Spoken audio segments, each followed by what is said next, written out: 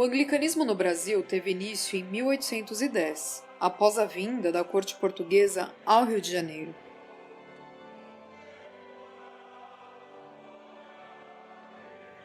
Com o Tratado de Comércio e Navegação entre Portugal e Inglaterra, permitiu-se a construção de igrejas de denominações protestantes, desde que os templos tivessem a aparência de uma residência comum, sem sinos ou torres, e não buscassem a conversão de cristãos católicos brasileiros.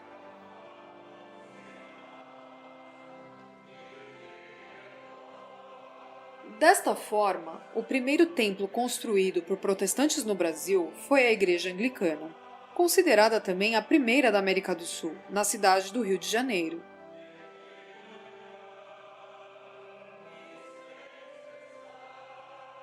Antes da liberdade de culto aprovada pelo poder régio, os anglicanos residentes no Brasil reuniam-se em residências e navios ingleses para realizarem os cultos. As primeiras capelanias ficaram subordinadas diretamente à Igreja da Inglaterra e atendiam somente súditos ingleses. Foram construídas capelas em São Paulo, Rio de Janeiro, Belém e Recife.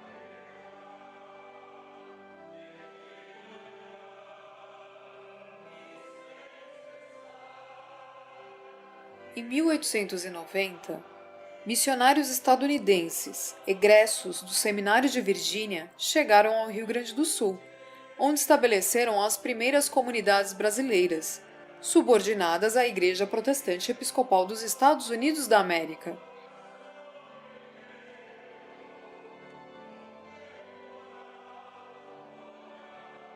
No início, uma coexistência pacífica, eu diria, né? Entre os que eram vindos da Inglaterra e os que vinham dos Estados Unidos, porque o princípio deles era diferente.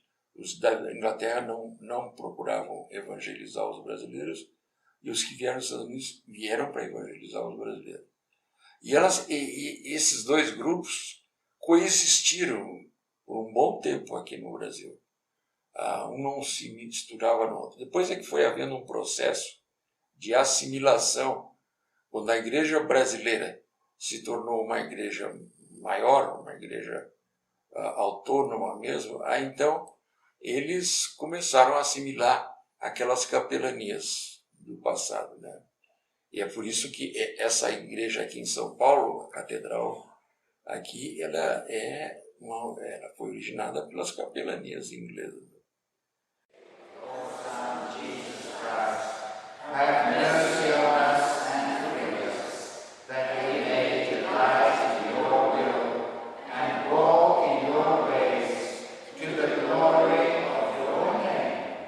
Amen. Almighty God, have mercy on me. Forgive all your sins through our Lord Jesus Christ.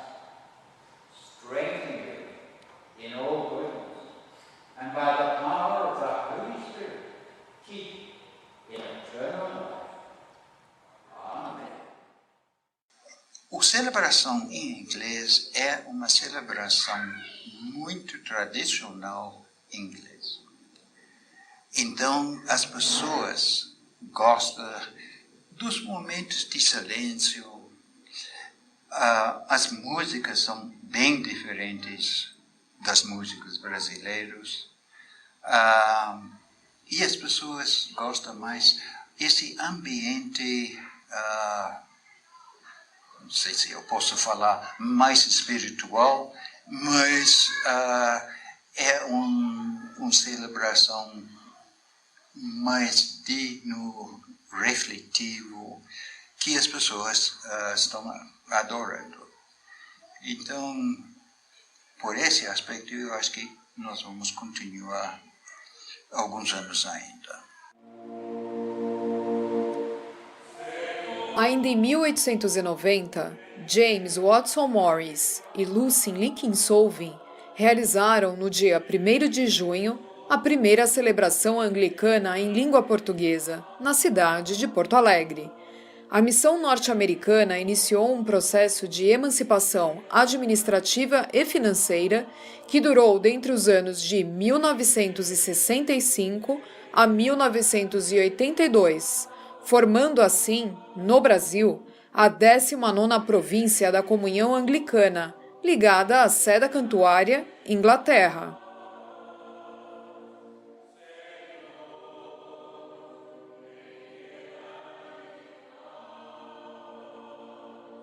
Pouco a pouco, algumas das capelanias inglesas passaram a também realizar celebrações em português, o que originou o atual nome Igreja Episcopal Anglicana do Brasil.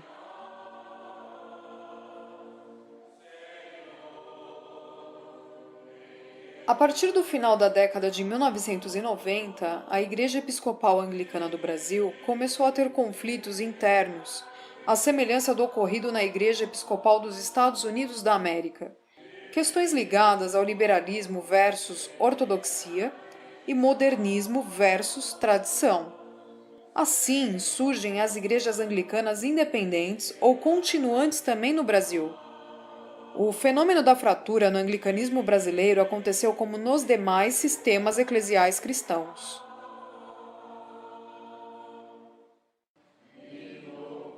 Em São Paulo, até 1923, mesmo após a abertura religiosa por parte do governo brasileiro, o Estado contava apenas com igrejas anglicanas sob jurisdições de bispos ingleses, as antigas capelanias. Neste período, a crescente imigração japonesa motivou a iniciativa do então missionário japonês João Iesoji Ito a vir para o Brasil, localizar estes imigrantes e evangelizá-los, pois conhecia a grande dificuldade de adaptação cultural e religiosa que estes enfrentavam. Das atuais 14 paróquias anglicanas da Diocese de São Paulo, 9 foram fundadas pelo Reverendo Ito, e até hoje muitas delas ainda realizam celebrações em língua japonesa para atender aqueles que possuem essa necessidade.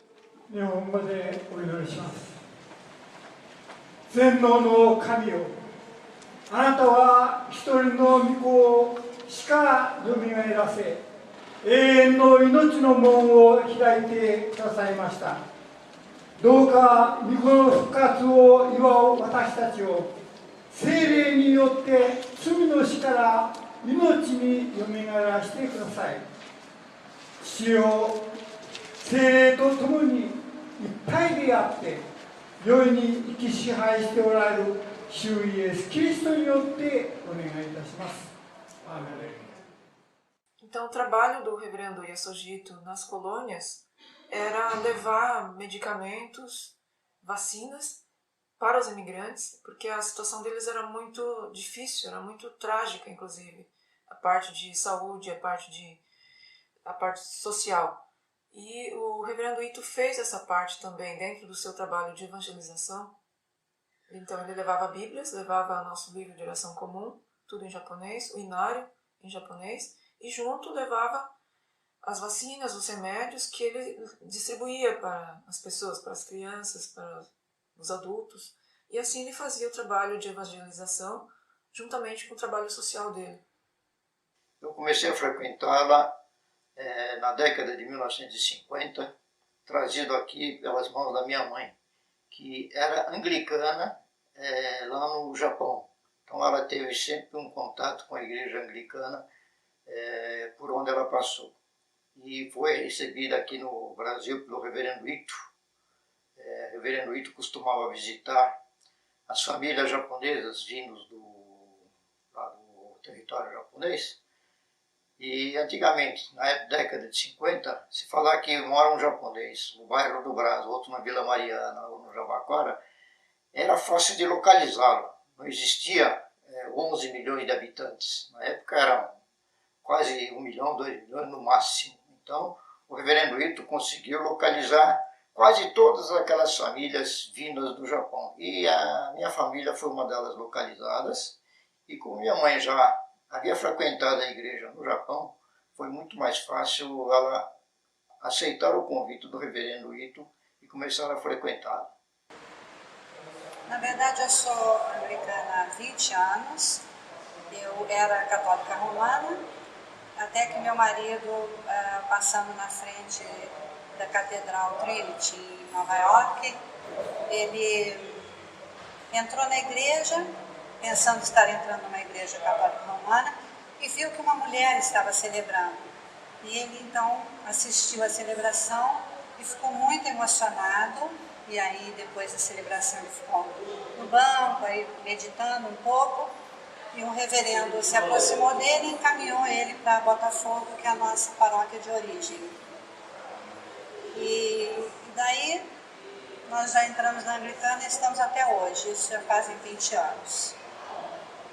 Eu gosto da anglicana porque aqui nós podemos ser nós mesmos. É a nossa relação com Deus, é íntima e pessoal, e nada interfere, nada é proibido nesse sentido assim de você ser o que você é. Você tem liberdade para ser o que você é e mesmo assim ser acolhida nos braços da comunidade e, consequentemente, nos braços de Deus.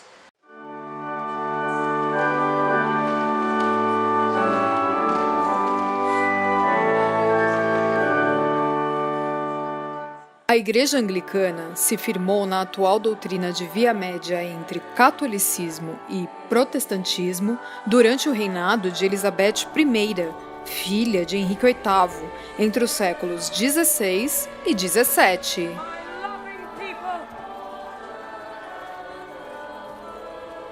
A saúde do corpo. Assim como nas demais denominações cristãs, os ministérios ordenados são o diaconato, o presbiterado e o episcopado. No anglicanismo não existe a figura do Papa, e sim o arcebispo de Cantuária, que representa um símbolo de unidade, mas que, ao contrário do representante católico, apenas faz recomendações e não determinações. Em cada uma das 43 províncias da Comunhão Anglicana existe um bispo primaz, que no Brasil é o bispo Dom Francisco de Assis da Silva.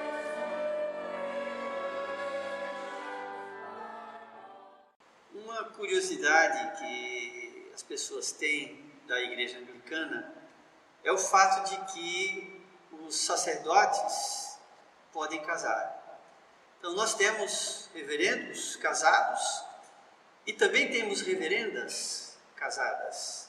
Afinal, a nossa igreja, ela também ordena mulheres ao sacerdócio.